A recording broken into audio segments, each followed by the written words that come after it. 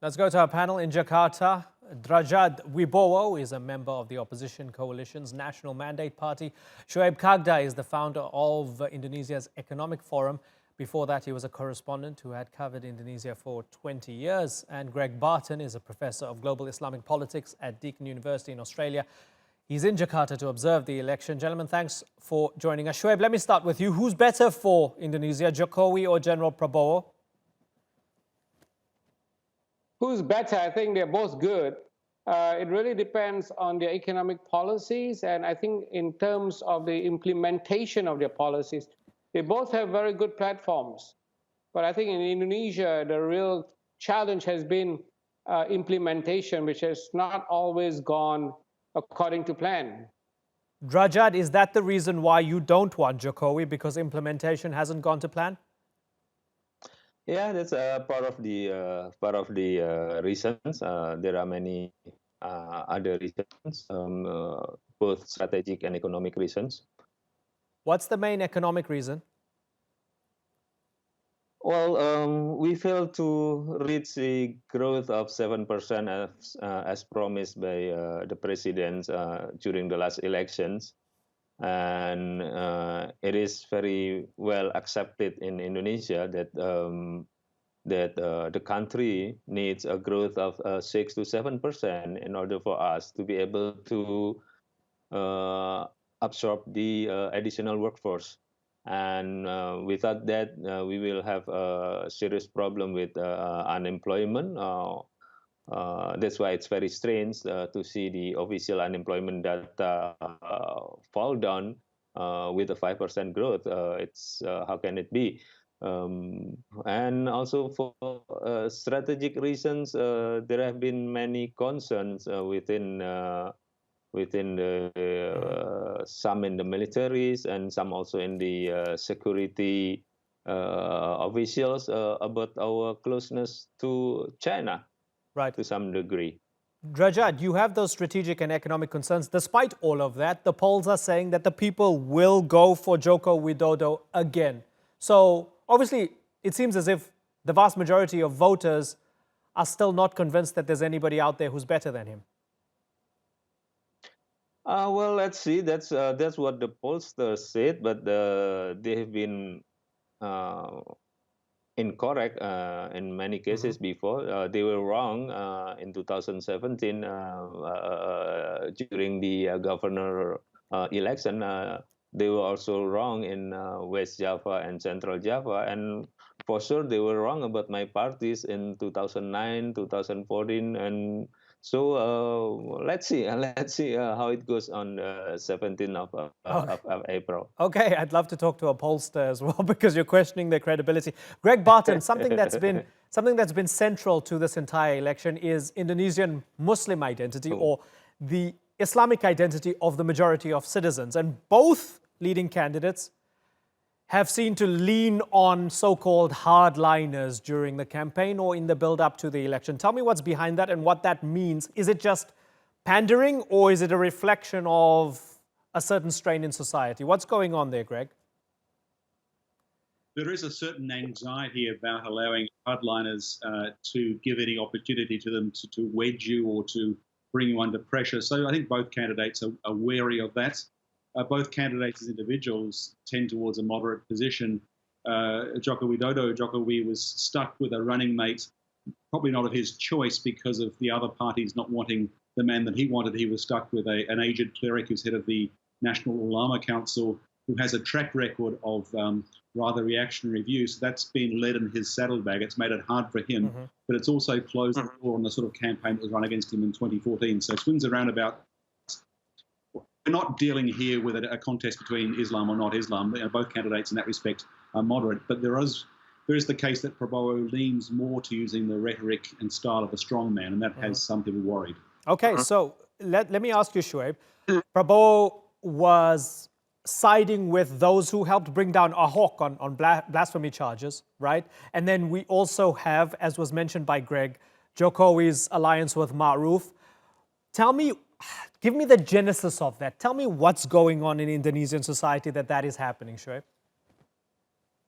Well, I think Indonesia is part of this global trend of moving to the right, growing religiosity across Indonesia.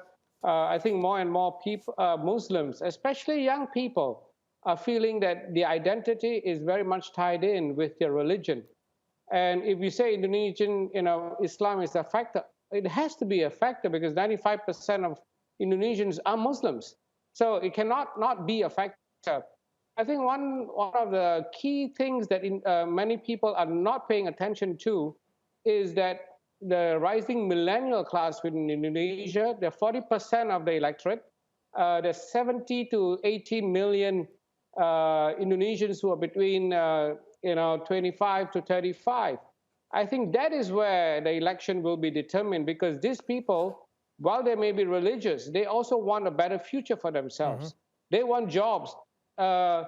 Dradjad talked about unemployment. I think the problem is underemployment because a lot of Indonesians are coming out of universities and being underemployed. They're not getting the jobs that they feel that they should be getting. I think this is the challenge for both candidates. Dradjad, you agree with that? Yeah, I agree. Youth unemployment and underemployment is a very serious problem here because based on the UN definition of unemployment, if you are working more than 1 hour in a week, you are called employed. So in Indonesia, if you cleaning grass for 1 hour, then the statistical agency will record you as employed. While cleaning grass for 1 hour doesn't give you enough means to provide for your family. So I agree with Pak Shoeb that underemployment is a very serious problem here. Greg Barton, how would you compare this election to 2014 when Jokowi got 71 million more votes than Prabowo? Well, the margin was rather closer than that in 2014, but it is looking like a parallel of that run. The polling so far suggests a similar margin. Of course, the two-horse race, which this effectively is, you end up converging towards the median as you get closer to polling day. The big unknown now, the fact that we've just been discussing, is the millennial voters. 60 million, a third of the potential voters under the age of 30. Many of them perhaps having lost hope in Jokowi, no longer inspired by him. It's sort of a little bit like the hype after the first term of Barack Obama. People began to be disappointed. The same Jokowi. So if people don't turn up and vote, that's when there's an opportunity for Prabowo to effectively benefit from what the Indonesians refer to as golput, either not voting or making a donkey vote. And that's the big unknown. It's a young voter now that's going to determine this. Shoeb, it's interesting that Greg mentioned that it's almost like Obama's second term, or the fact that some people had apathy or they had all this hope the first time around.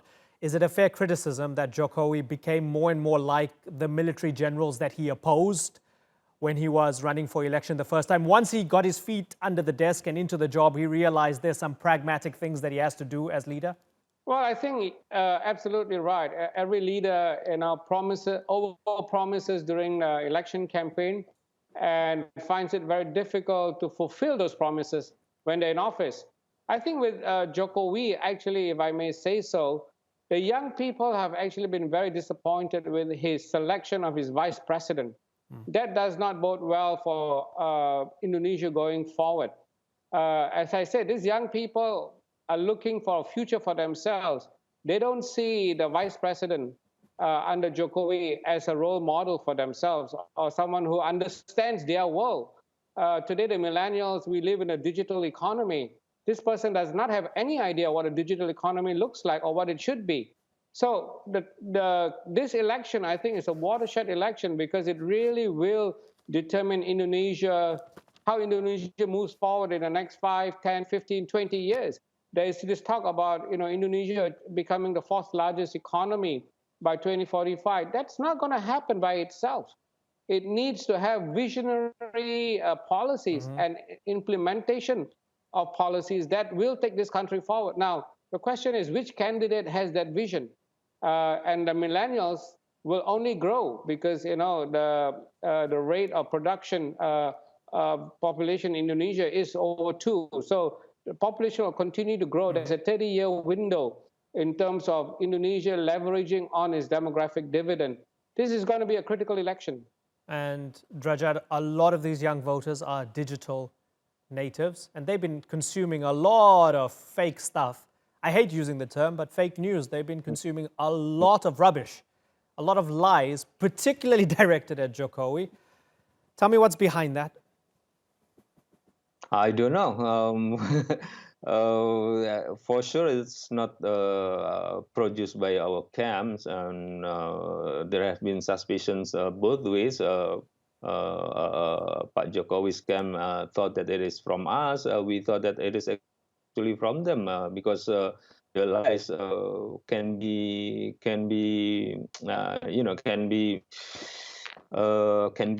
broken, can be. The lies, it's so simple lies that that people knew straight away that it's wrong. It is wrong. So we're not sure who produced that, and for sure we during the campaign we try our focus to the substance of the policies. And Right. I myself even challenged the economic team of Pak Jokowi. Let's have our own debates on the economy. But we don't have any reply. Yeah. Okay, so Shoeb, of those 192 million people that are estimated to be voting, have the bulk of them been misinformed or misled throughout this campaign because of fake news? Well, I think, fake news, if you may call it that, is very much part of the mix. I think a lot of people also watch the traditional news channels. The debates that were broadcast were very well watched across Indonesia. The local media has been also reporting on what both candidates have been saying. I think you have to give Indonesians a bit more credit in terms of understanding what the real issues are. Yes, they may consume it, but please don't say that they believe it wholesale. I don't think that it's doing justice or, taking, they're not fools. They know what they know what they are watching, and they know what these candidates are saying. Okay, and Greg Barton, from your outsider's perspective, are you observing and experiencing a healthy democracy at play here? There are certainly aspects of healthy democracy. There's a lot of enthusiasm, a lot of positive energy at the stadium appearances by both candidates.